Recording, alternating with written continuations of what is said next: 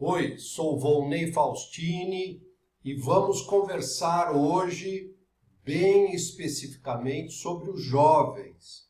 Eu creio que essa é uma conversa que a gente vem adiando, a gente vem falando muito sobre gerações, sobre disrupção de carreira, mas assim a essência do jovem nós não temos abordado, nós não temos tocado e, infelizmente, nós fomos provocados a preparar alguma coisa de imediato em função da tragédia de Suzano que aconteceu ontem. Em função do nosso acompanhamento, das novidades, dos acontecimentos, os estudos que a gente faz a respeito da web, a respeito das mudanças e das transformações do mundo, né? A gente tem uma preocupação de acompanhar tudo que circula, principalmente nas mídias sociais, seja Facebook, LinkedIn, Twitter e YouTube. E realmente o que nos forneceu muito substrato foi o Twitter. Por isso eu preparei aqui um especial de jovens fazendo um relacionamento com a compreensão geracional. É um momento de solidariedade, quero prestar aqui a minha solidariedade, a minha simpatia. Realmente a gente está empático com o que as famílias, a cidade de Suzano, toda a comunidade que cerca a escola Raul Brasil e, obviamente, todos os pais, todos os avós, todos os professores, todos os familiares, todo mundo que tem família. Afinal das contas, todo mundo que tem um pouco de humanidade está efetivamente muito impactado com o que aconteceu em Suzano. Eu gostaria de pedir, já mencionei isso para alguns amigos, nada de conclusões precipitadas, nada de abraçar essa tragédia com uma oportunidade para alavancar ideologicamente a sua posição. Seja a favor ou contra o desarmamento, a favor ou contra o presidente. Na verdade, eu acho que hoje e esta semana, quando a gente tem algum atrelamento de mencionar ou de aprender, de fazer um aprendizado, e de procurar ser até empático no sentido de, puxa vida, o que nós podemos fazer para tornar o nosso país um lugar melhor, um mundo melhor. Vamos nos abster de ideologia, vamos nos abster de nossos posicionamentos político-partidários, enfim, aquilo que pode nos levar a uma posição que impede, que fecha, ao invés de abrir para o aprendizado, para as lições que esse momento nos traz, né? Então, quero enfatizar para vocês que o buraco é mais embaixo. Eu peguei 2 jornais hoje, a Folha e o Estadão. Eu percebi que os 2 conseguiram aprender um pouco mais além daquela reação precipitada. Eu vou explicar, nada contra a grande mídia, a grande imprensa, mas mesmo assistindo um pouco a televisão, os canais de assinatura, a gente vê que ainda falta uma melhor compreensão do fenômeno do jovem, do fenômeno da juventude, do fenômeno geracional. Por isso quero incentivar você a participar no nosso canal aqui no YouTube, que você faça a sua assinatura, porque semanalmente estamos trazendo novidades no sentido de esclarecer aquilo que fizemos uma pesquisa, fizemos o nosso estudo e temos achados, temos conclusões.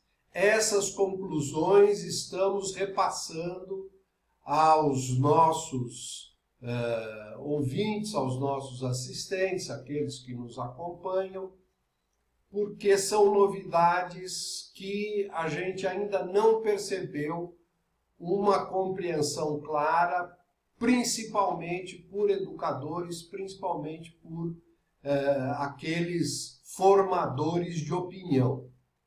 Então, eu quero sugerir a vocês que aguardem, porque muito vai ser esclarecido, a gente precisa entender isso. Tem um vetor aí do mundo moderno, do mundo atual, do mundo de 2019, que a gente precisa encarar de frente. Por isso, uma análise mais profunda é muito bem-vinda e necessária. Então, nada de conclusões precipitadas ou superficiais, né? Gostaria de rever alguns conceitos, porque isso é muito importante para a gente enquadrar a compreensão da nossa realidade. Realmente o nosso mundo mudou e está mudando. E esse mundo que muda, esse mundo que se transforma, ele chega mais rápido e mais cedo para os jovens. Para aqueles que são das gerações mais velhas, essas transformações chegam mais tardiamente, até pela posição com que nos encontramos, e ela chega com uma absorção mais lenta, mais vagarosa. Há realmente um vetor aí, uma avenida que a gente precisa entender também, que é a questão do tribalismo e da comunidade. O mundo moderno, de novo, o mundo de 2019, empurra o jovem para buscar no tribalismo e em comunidade lugares de pertencimento, lugares de aconchego. Muitas vezes esses jovens não encontram na família, não encontram no contexto do lar, no contexto da casa, no contexto dos amigos da escola. Não estou falando colegas, estou falando amigos, amizades. E esse novo mundo, o mundo que foi inaugurado com a era digital, ele permite que o jovem ele busque uma tribo. E há todo tipo de tribo, é um cardápio amplo, que realmente ele pode encontrar uma comunidade que lhe acalma, que lhe dá sentido e, consequentemente, elimina essa angústia do pertencimento. Então, esses são 3 pontos, até para a gente poder entender um pouquinho e refletir em função do que aconteceu, a tragédia de Suzano, com o mundo e com o despertar que as gerações mais velhas precisam ter. Os educadores, os pais, essa demanda para a gente compreender melhor o mundo que estamos deixando para os mais jovens. Com relação aos conceitos, também há algumas coisas que são permanentes. E a gente não pode deixar de levar em consideração isso. E aqui eu coloco 2 coisas muito importantes, né? Que a primeira coisa, até vou deixar a tela inteira, a primeira coisa, gente, é que não se pode delegar a nossa responsabilidade, a minha responsabilidade, a sua responsabilidade para terceiros. Se você é pai, se você é mãe, Se você é avô ou avó, participa do núcleo familiar. Se você realmente é tio, tem um sobrinho, se você tem alguém apadrinhado, se você tem os seus afilhados, você tem que olhar com carinho para esses jovens e não delegar para outros a responsabilidade que nós temos. Nós temos uma responsabilidade muito séria, uma responsabilidade vital de dar formação e de dar educação. E aqui é óbvio, eu sou um crítico da descrição que se faz estigmatizando o mais jovem, chamando de geração neném, chamando de geração estragados, chamando de geração mimimi. Isso aí não é jeito de tratar os mais jovens. E se há uma crítica a ser feita, ela começa com a autocrítica. Pais, adultos, membros da família, educadores, vamos despertar, vamos abrir os olhos para a questão da boa formação. Não é adulando, não é sendo indulgente, não é mimando, não é dando tudo. Gente, quando é que nós vamos aprender? Tudo nunca será o suficiente. Isso aí é uma sabedoria mais que milenar. Então nós estamos estragando as novas gerações por não fazermos uma autocrítica, ficarmos no nosso trono de juiz, criticando, achando que nós podemos falar com prepotência a respeito dos mais jovens. E não é nada disso. Um segundo ponto que é perene, que é importante que a gente entenda e permaneça com esse entendimento, é que o mal existe. Alguns chamam de malevolência, alguns chamam do domínio do capiroto. Na verdade, é no coração do homem meu, qualquer pessoa, mesmo aqueles que a gente considera santo. O mal existe, o mal é uma realidade. Por isso a gente precisa ter um equilíbrio. Um equilíbrio, inclusive, com relação às nossas ideologias. Coloque nas suas crenças, nas suas convicções, nas suas adesões, um capítulo específico sobre o mal, porque o mal existe, o mal realmente ele está aí atuando no nosso meio, perto dos filhos, perto dos netos, perto de nós mesmos. Muito bem, vamos dar sequência para... Eu gostaria realmente que essa minha explanação não fosse tão pesada, mas é que eu me angustio de ver o erro sendo perpetuado, um erro que não vai ajudar os jovens. Gente, na geração globalizados, que são aqueles que nasceram entre 1985 a 2006, nós temos 73 milhões de jovens brasileiros. 73 milhões de jovens brasileiros.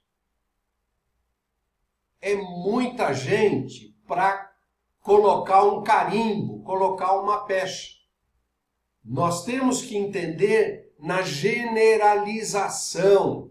Nós temos que entender no contexto do mundo que eles vivem, onde a era digital, onde o que acontece na internet, na web, quando eles vão a uma lan house, ou quando eles usam o celular, ou quando eles ficam acordados durante a noite, usando o computador que tem acesso, esse é o mundo que a gente precisa prestar atenção e a gente precisa entender para realmente a gente se enquadrar. Nós mesmos é que temos que nos enquadrar. Quero lembrar para vocês uma coisa que quando a gente começou a estudar a internet, principalmente na virada do milênio, na virada do século, início dos anos 2000, a gente usava muito esse bordão: a revolução não será televisionada. O que queria dizer isso? Que a web, pela rapidez, pela conexão, pelas pessoas estarem juntas, elas fazem a notícia circular mais rápido. E quando viesse a ter a revolução, que todo mundo fala, vai ter uma revolução, vai mudar tudo, o mundo vai ficar de ponta cabeça, de pernas para o ar, um bordão era que a revolução não seria televisionada, porque não daria tempo para a central de jornalismo mandar a perua com a sua antena parabólica e a sua equipe de reportagem de rua, montar toda a parafernália para poder transmitir a revolução. A revolução ia ser muito rápida e a revolução não ia dar tempo para as instituições do passado, as instituições no sentido como se trabalhava, como se administrava, como se geria esses contextos, não teria tempo para transmitir. Então, na verdade, nós temos que ter um equilíbrio. Não há aqui, da minha parte, nenhuma demonização da imprensa de uma forma geral. Mas há um espírito crítico e há um filtro no sentido da gente procurar entender e compreender as notícias e como o jornalismo está sendo feito nos dias de hoje. Que realmente ele está também procurando se superar, procurando se encontrar. Mas, na verdade, nós hoje não podemos deixar de usar as mídias sociais. Tanto é que a discussão ontem foi, como sempre, muito mais quente no Twitter para compreendermos o que tinha acontecido. E eu destaco aqui a participação. Pedro Doria, do meio, foi o primeiro a levantar a bola, quando ele trouxe um fio. Fios são sequências de postagens no Twitter que ajudam a gente a entender o que o protagonista, aquele que está transmitindo, o que ele tem para dizer. Que muitas vezes ele quer colocar uma imagem, colocar um link, colocar uma informação adicional, então ele faz o thread, que é, na verdade, um fio de tweets. E às vezes contém até tweets de outras pessoas. E aí a gente vê esse fenômeno e aconteceu. Eu vi hoje nos jornais e vi na televisão que um anônimo pautou as redações ajudando a trazer informações e esclarecimentos. Pois bem, então, para fazer o vídeo de hoje, eu tenho que agradecer o Cavaleiro Templo, que é o cara do Twitter, que é o anônimo, né? É Templo de Templário. O Gilberto Júnior, da Símbolo, que é um aplicativo de saúde e bem-estar. E ele, logo que ele viu as minhas chamadas no Face, ele falou, olha, está aqui a minha contribuição e eu vou mostrar o que foi um pouco da contribuição. E quero também agradecer, porque aqui tem insights do Jordan Peterson e eu vou passar um vídeo a seguir que traz um pouco essa contextualização e o dedo na ferida para a gente entender o que é que acontece com relação àqueles conceitos que vimos no slide anterior. Antes de passar o vídeo, deixa eu colocar aqui, né? Essa é a contribuição do Gilberto, lá do símbolo, né? Massacre de Suzano, a internet também é culpada. E essa imagem, ela é bastante representativa, é icônica, porque há um ambiente na internet onde as pessoas se mantêm anônimas e onde é uma resposta à falta de privacidade. Mas esse ambiente, que é chamado de web profunda, deep web, na verdade é realmente uma terra sem lei, uma terra sem dono. Muito do trabalho da Polícia Federal na caça a pedófilos e gente que promove pornografia é feita através do monitoramento da web profunda ou deep web. Mas nem sempre o crime é possível de se prevenir. A gente não tem como saber exatamente o que o sujeito pode fazer ou é capaz de fazer, a não ser quando ele realmente age de forma cabal. Há limites na lei, tanto é que um dos participantes da web profunda já foi preso, teve uma sentença de 41 anos,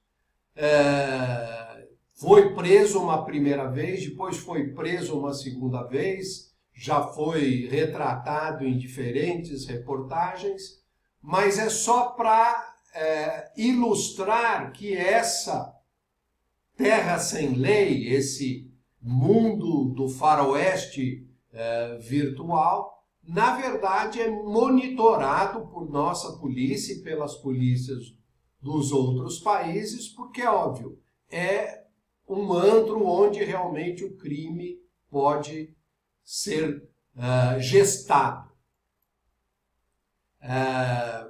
Esse print da tela foi trazido por aquele cavaleiro do templo, que é um sujeito anônimo que a gente não consegue saber, pelo menos hoje não sabemos, né, a não ser talvez se ele vier a público, mas ele trouxe, e aqui no cantinho, né, eu ia mostrar para vocês com o dedo, mas eu tenho que mostrar com o mouse, né? 7 de março, uma semana atrás, né? E aqui tudo indica que seja um agradecimento de um dos criminosos de ontem, né? Muito obrigado pelos conselhos. Infelizmente não existe locais SIC, né, para testarmos e tudo acontecerá de forma natural com a aprendizagem no momento do ato. Olha que absurdo. Fiquem com Deus, meu mentor. O sinal será a música, no máximo 3 dias depois estaremos diante de Deus com nossas 7 virgens. Levaremos a mensagem conosco. Aí, sem fazer juízo de valor, mas eu estou falando da galera que participa, e tem um termo para isso, que é o incel, que é o celibatário involuntário, o involuntário celibatário, incel, que são pessoas socialmente com problemas que se desajustam e, como eu falei, a tribo que os recebe, e aí tem alguém, esse mentor aí, vai saber quem é, né? E realmente a gente percebe que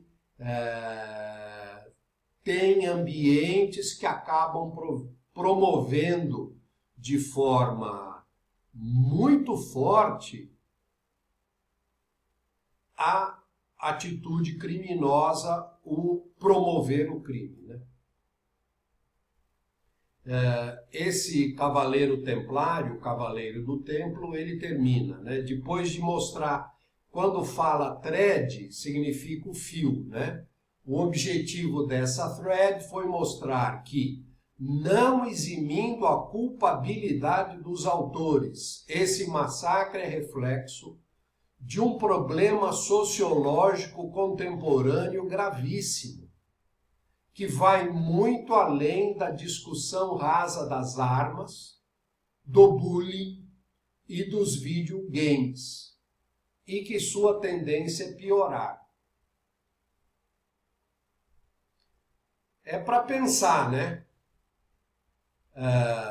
Você concorda? Vamos dizer que você esteja me perguntando, né? Você concorda que a tendência é piorar? Eu, sinceramente, estou frustrado em como influenciadores, de pequeno porte que sejam, mas até daqueles que, na ânsia de ter conteúdo, acabam traduzindo artigos que são mal escritos no sentido do seu conteúdo, da validade do seu conteúdo, porque esses artigos contêm lá geração milênio. Esse artigo contém uma palavra-chave que acaba nos ajudando a trazer audiência, a trazer atenção, a trazer globos oculares para fazer leitura e com isso cliques, e aí o meu site, a minha plataforma de conteúdos, ela fica bem na fita. Na verdade é um desserviço. Então, eu peço a vocês que me ajudem a promover essa discussão da juventude, a discussão das gerações mais novas, a discussão da integração das gerações. E digo mais, integração de mundos, porque o mundo que a gente vive, aqueles que já têm um pouquinho de cabelo branco, aqueles que já são adultos maduros, pois bem, esse mundo nosso tem que integrar com o mundo dos mais jovens, das gerações mais novas. Por quê? Porque tem muita coisa lá que a gente não sabe, a gente está falando pataquada e fica essa discussão rasa. Vai além do bullying, vai além dos videogames. Nós precisamos entender os mais jovens e precisamos atuar com mais propriedade. Quero aproveitar para trazer para vocês, eu vou puxar aqui, quero trazer para vocês, vai até uma parte da fala do Jordan Peterson, né? Para quem não conhece ainda, esse é o Jordan Peterson. E ele está falando que ele trabalhou essa questão e ele fala lá de Columbine, né? E ele recomenda que todos devam ler o 6º capítulo do seu livro 12 Regras para a Vida. Né? Eu vou deixar ele ler. Vou deixar um som assim bem baixinho dele para que você possa acompanhar e eu também, porque o que eu estou fazendo na verdade é acompanhando a leitura que ele faz. Regra 6, deixe sua casa em perfeita ordem antes de criticar o mundo. Um problema religioso. Não parece sensato descrever o jovem que atirou e matou 26 crianças e 6 funcionários da Escola de Ensino Fundamental Sandy Hook, em Newton, no estado de Connecticut, em 2012, como uma pessoa religiosa. Isso é igualmente verdadeiro em relação ao tirador do cinema de Colorado e os assassinos da escola de ensino médio em Columbine. Mas esses indivíduos homicidas tinham um problema com a realidade existente, em uma profundidade religiosa. Um dos atiradores de Columbine escreveu: "A raça humana não merece que lutemos por ela, apenas que a matemos. Devolva a terra aos animais, eles a merecem infinitamente mais do que nós. Nada tem mais significado algum." As pessoas que pensam assim entendem o próprio ser como iníquo e inclemente ao ponto da degradação e o ser humano em especial como desprezível. Eles apontam a si mesmo como juízes supremos da realidade e decidem que ela é insuficiente. Eles são os críticos supremos. O escritor profundamente cínico continua: "Se você relembrar a história, os nazistas criaram a solução final para o problema judeu. Matem-nos todos. Bem, caso não tenha entendido, eu digo, mate a humanidade. Ninguém deve sobreviver." Para esses indivíduos, o mundo da experiência é insuficiente e mau. Então, que vá tudo para o inferno. O que está acontecendo quando alguém passa a pensar dessa maneira? Uma grande peça alemã, Fausto, uma tragédia escrita por Johann Wolfgang von Goethe, trata dessa questão. O personagem principal da peça, um erudito chamado Henrique Fausto, negocia sua alma imortal com o demônio Mefistófeles. Em troca, ele recebe o que desejar enquanto estiver vivo na Terra. Na peça de Goethe, Mefistófeles é o eterno adversário do ser. Ele tem um credo central definidor: "Eu sou o espírito que sempre nega, e com razão, pois tudo que existe merece ser destruído. E, portanto, melhor fora que nada existisse. Assim, tudo que chamas pecado, ruína, para ser breve, o mal. É o meu específico e próprio elemento."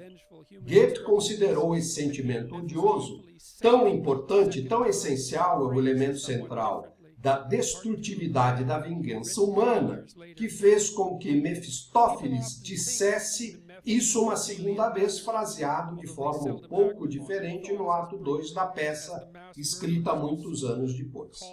As pessoas frequentemente pensam como Mefistófeles, embora raramente coloquem seus pensamentos em prática de forma tão brutal quanto os assassinos da escola, do colégio e do cinema. Sempre que experimentamos a injustiça real ou imaginária, sempre que nos deparamos com a tragédia ou somos vítimas de maquinação dos outros, sempre que experimentamos o horror e a dor de nossas limitações aparentemente arbitrárias, a tentação de questionar o ser e depois amaldiçoá-lo ergue-se sordidamente da escuridão. Por que pessoas inocentes devem sofrer tão terrivelmente? Que tipo de porcaria horrível de planeta é esse, afinal? A vida é muito dura de verdade. Todos estamos destinados à dor e programados para a destruição. Às vezes, o sofrimento é claramente o resultado de uma falha pessoal, tal como cegueira voluntária, tomadas de decisão ruins ou malevolência. Nesses casos, quando aparenta ser auto-infligido, pode até parecer justo. As pessoas recebem o que merecem, você pode alegar. Isso é um triste consolo. No entanto, mesmo quando é verdade, às vezes, se aqueles que estão sofrendo mudassem seu comportamento, sua vida se desenrolaria menos tragicamente. Mas o controle humano é limitado. A suscetibilidade ao desespero, à doença, ao envelhecimento e à morte é universal. Em última análise, parece que não somos os arquitetos da nossa própria fragilidade. De quem é a culpa, então? E aí continua o Jordan Peterson continua lendo o capítulo inteiro e nessa, depois eu vou colocar o link para você, se você quiser ouvir o Jordan Peterson, lendo o capítulo 6º inteiro, onde ele realmente trabalha essa questão da malevolência e como você tem que se responsabilizar pela sua vida. Jovem adulto, adulto maduro, senhor, aqueles que já estão na idade mais avançada, na melhor fase de suas vidas, ou na fase mais difícil. Enfim, quando ele coloca que realmente nós temos que... E eu vou aqui tentar tirar isso.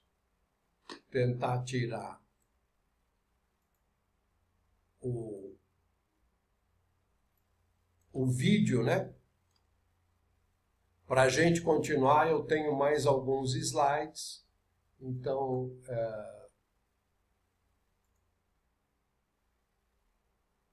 isso.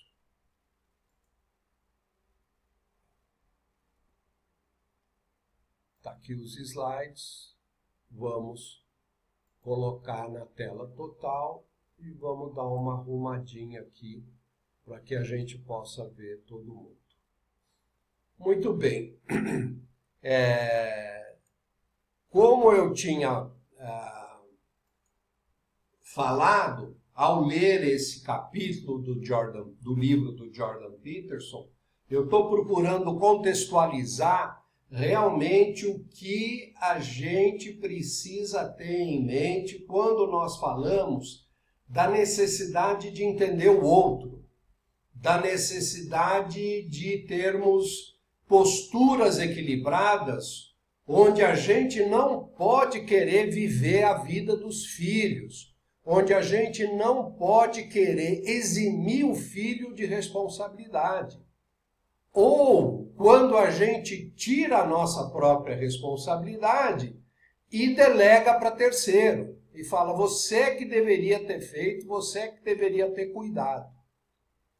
Então, na verdade, nós estamos num momento do mundo, e há diferentes fatores que nos levam a isso, mas que a gente não pode perder a mão, porque não se trata só de conhecer a internet, o mundo digital, a era digital, as redes sociais. Eu acho que, voltando, eu acho que esse cavaleiro templário, aqui é um chute, mas eu acho que ele é um funcionário público, que é alguém que provavelmente tem condições de acompanhar essas coisas e nos ajudar a entender melhor. Mas é um chute, eu não conheço, ele é anônimo, não sei, não acredito que ele venha a público. Pois bem, quando a gente fala em comportamento dos jovens, nós estamos falando sobre novos verbos, sobre um novo ser social, sobre novos paradigmas, novas referências, novo jeito de ser. Então aqui a gente não adianta querer fechar o mundo e querer proibir que a realidade chegue à nossa porta, né? Há uns bons anos nós preparamos um vídeo que é o meme chamado vídeo do Hitler, né? Onde ele reclamava ao final de que ele não ia poder ter conta no Twitter, porque o mundo tinha mudado e ele estava todo horrorizado com as mudanças que o mundo tinha promovido. Então, nós não podemos colocar nossa cabeça no buraco como uma avestruz, temos que entender que é tudo novidade. Novos paradigmas, novas referências, um novo jeito de ser. Há, é óbvio, algumas coisas que se mantêm. A nossa humanidade, né?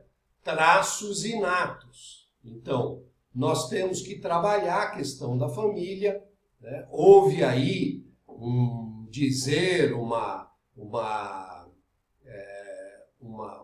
deslize que o nosso, à época, candidato à vice-presidência, depois eleito, o general Mourão, colocou, quando estava fazendo uma fala, se não me engano, no Rio Grande do Sul, disse que nós precisamos ter as famílias estruturadas. Mas, na verdade, ele foi pego no contrapé porque ele acabou falando que a família desestruturada é meio que uma fábrica de criar desajustados. Realmente, quando a gente fala em valorização da família, nós não estamos levantando aqueles estandartes, aquelas bandeiras vermelhas da TFP, Tradição, Família e Propriedade. Não se trata disso. Nós não estamos, e eu imagino que o general Mourão, à época, também não, mas foi um deslize no jeito de falar. Realmente o governo, quer na época da campanha, quer hoje, tem tido suas derrapadas no sentido de comunicar melhor, mas em essência há por trás de tudo isso, uma preocupação com a nossa sociedade, com os valores da nossa sociedade. Políticos que promovem o cinismo, a falsidade e a mentira, acabam fazendo com que a nossa cultura seja permeada por esse tipo de fragmento, de princípio e de dignidade e de valor. Então nós precisamos realmente restabelecer algumas ordens. Então não se trata aqui de fazer uma apologia a um jeito legalista de vida. Mas alguns pontos são fundamentais para mantermos, em termos da nossa responsabilidade, né? Aqueles que são de nossa responsabilidade, com amor, com carinho, com dedicação. Então, realmente é muito importante trabalhar a questão da aceitação. Todo o indivíduo precisa de aceitação, todo indivíduo demanda, anseia por amor.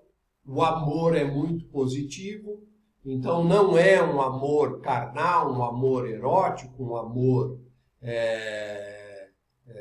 simplesmente de amizade, mas é um amor verdadeiro, de dedicação, de sacrifício, de tempo, de qualidade.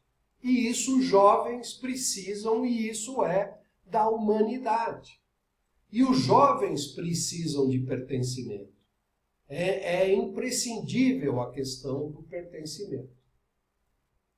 E nós vamos cair numa blindagem efetiva para que o seu filho, seu neto, os jovens de hoje, não caiam nessa cilada, não caiam nesse tribalismo do mal, quando eles entenderem o significado de suas vidas, o sentido, o propósito ontológico do ser, o que é que eu estou fazendo aqui na Terra. Então é uma discussão necessária, a promoção de leituras nesse sentido são essenciais, e eu creio que com isso a gente realmente pode estar criando uma forma de você inocular o jovem, porque ele tem um sentido de vida, ele sabe qual é o significado da vida dele, e essas questões da humanidade nós estamos promovendo? Quais são os erros que estamos perpetuando e que não nos ajuda nessa construção da nossa sociedade? E aí eu não estou entrando realmente em questão política, mas eu estou entrando em postura tanto de indivíduos que têm responsabilidade e poder de decisão, como de grupos, famílias, escolas, trabalhos, gestores e assim por diante. O estigma dos jovens é um problema muito grave. Revela desprezo e prepotência. Ontem, num dos noticiários, foi feito um comentário na televisão sobre os criminosos, falando que eles eram da geração neném, porque não trabalhavam e não estudavam. Nem trabalham, nem estudam. Nós temos que tomar cuidado com esses apelidos e com essas formas apressadas de carimbar os mais jovens, porque não é isso. Os 73 milhões de globalizados, que hoje têm entre 11 e 12 anos e 33 anos, indo para 34, esses 73 milhões não são nem, não são mimimi, não são estragados. É uma geração, veja o vídeo de novo, daquela meninada, e chore um pouco, fugindo da escola, que eles estavam lá para estudar, uma escola estadual, uma escola que tem aulas de língua, que permite que a pessoa abra novos horizontes. E mesmo que faça parte da grande São Paulo, mas é distante do centro de São Paulo. Então não é fácil de você ter a radiação da metrópole alcançando lá. Então é, na verdade, um misto de cidade do interior. Então você tem que valorizar esses jovens. Temos que parar com a estigma, com o apelido, com essa forma vexatória de culpar os outros e não assimilarmos, não absorvemos a culpa, a responsabilidade que é nossa. Se alguém fez errado, foram os pais, os educadores, aqueles que não levantaram a bandeira e falaram: para aí, pode parar, não é por aí que você vai ajudar o jovem. Levar o jovem de carro para fazer a entrevista na empresa, ficar na sala de espera e reclamar com a empresa porque o seu filho foi dispensado. Não é mais escola, é empresa, é um outro mundo. Para com isso. Pois bem, o modelo mental também do passado não serve mais. O modelo mental que a gente precisa quebrar envolve a compreensão do mundo atual, como que ele funciona, como ele é. Não é para você ficar jovenzinho, você que é adulto, fica até esquisito, mas tem que quebrar os ovos para fazer o omelete. Você precisa gastar tempo, vai em palestras, visita lugares, gasta um tempo no YouTube entendendo, assiste alguns seriados que dão um entendimento melhor de como o mundo mudou. É muito fácil continuar com o paradigma do passado, onde os pais não precisavam dar o exemplo porque eles estavam revestidos de autoridade. Aqui eu mando. É o famoso controle e comando, que as próprias empresas estão tendo que se reinventar, porque não dá mais para dar ordem e esperar que o outro obedeça. Não é assim, há uma nova liderança. E se você quer preservar a sua autoridade, sem que haja um cinismo dentro da sua família, você tem que dar o exemplo. Porque não pode chegar assim, faz o que eu mando, mas não o que eu faço. Então você também tem que dar o exemplo como pai, como mãe, porque essa meninada é muito mais esperta do que foi a nossa. Porque ela tem alguns sensores que ela desenvolveu e que nós não tínhamos. Então nós temos que realmente atuar com muita fidelidade, integridade, para poder dar o exemplo. Porque aí você tem autoridade para falar, você mostra, você faz, você fala, siga meu exemplo. Um outro erro é não desprezar, que é cometido, é desprezar o contexto. E é óbvio, para você corrigir isso, não despreze o contexto.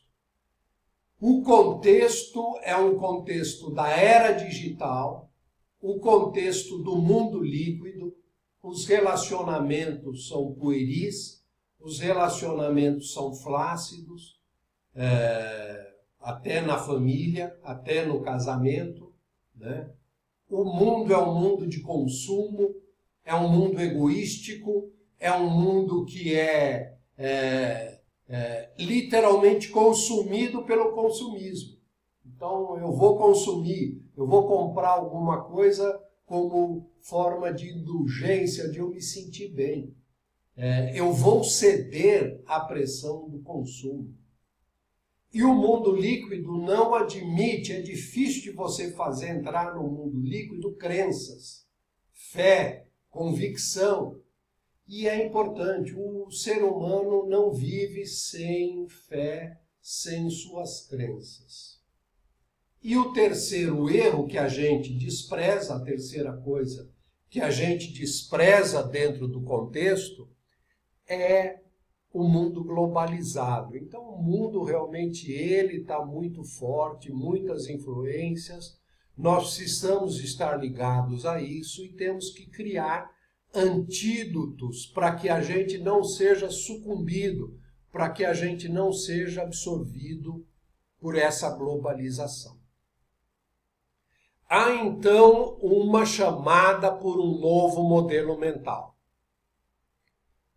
Vivemos num mundo que é instável, o passado não serve mais como referência, as transformações elas acontecem rápidas demais e o nosso jovem, a geração mais nova, eu chamo de globalizados, esses entre 12, 13 a 33, 34 anos, o mais jovem é o primeiro a absorver essas mudanças. Essas mudanças chegam mais próximos, perto deles, com mais força, com mais intensidade e primeiro.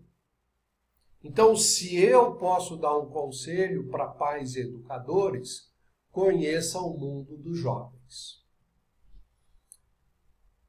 Estamos chegando ao fim, quero deixar algumas recomendações, né?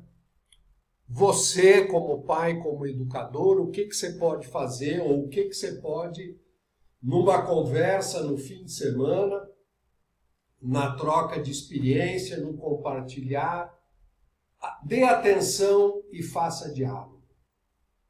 Isso os jovens precisam, os filhos precisam.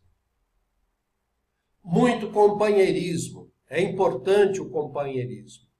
E apresente valores pessoais. Vai aqui um parênteses com relação à ideologia.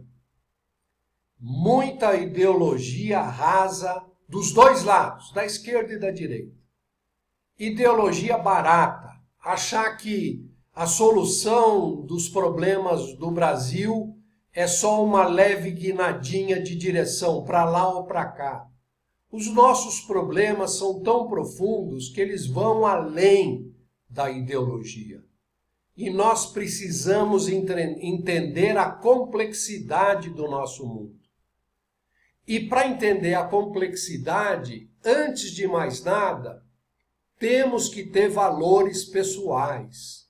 princípios, apresentarmos coerência, apresentarmos nobreza, apresentarmos intenções sublimes, sabermos que há causas nobres dentro da sua família, na sua vida, nos seus propósitos pessoais.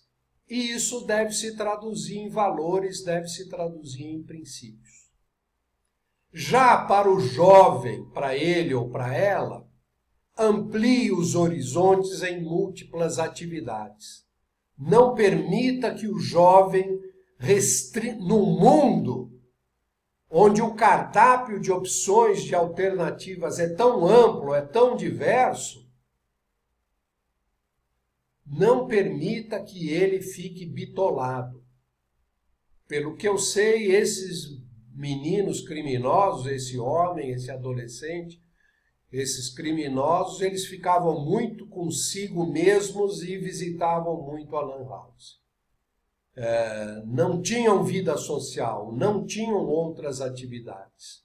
Eu acho que essas coisas todas são antídotos, formas de você blindar os seus filhos, seus alunos, os jovens, ao você promover esse tipo de coisa. Amplie os horizontes, promova a sociabilização e vamos trabalhar na leitura. O Brasil tem que ser um país de leitores. Nós temos que resgatar os nossos clássicos. Nós temos que resgatar a leitura. Nós temos que ser amantes de livros. Nós temos que dar um exemplo. Nós temos que colocar as pessoas na frente desse mundo maravilhoso que são os livros que você pode ler, que você pode viajar, que você pode se tornar um ser humano melhor. Por final, eu li para vocês um trecho, mostrei quem é o Jordan Peterson. Jordan Peterson hoje é considerado um dos mais importantes intelectuais e pensadores do nosso tempo. Mesmo aqueles que não concordam, por ele ser de uma vertente mais conservadora, mesmo aqueles que não concordam com ele, são obrigados a aprender alguma coisa com ele, a entender as bandeiras que ele levanta e o porquê de ele ser o sucesso que ele está sendo. Alguma coisa tem nisso tudo. Foram 3 milhões de exemplares vendidos. Se não me engano, hoje já superam 30 diferentes traduções o livro dele. E só no ano passado, ele fez mais de 80 palestras onde a audiência tinha que pagar para entrar, em teatros que comportavam 1.500 a 1.800 pessoas. E ele falou para essa audiência no mundo inteiro. São vários os vídeos que repercutem, seja nos Estados Unidos, na Europa, ele esteve em Portugal, na Espanha, na Holanda, na Inglaterra, em outros países, na Austrália, na Nova Zelândia, ele tem dado entrevistas. E eu digo para você, compre esse livro, leia você, leia com seus filhos, leia com a família, você só será enriquecido. Não é um livro de autoajuda. É um livro que trabalha o significado, o sentido da vida.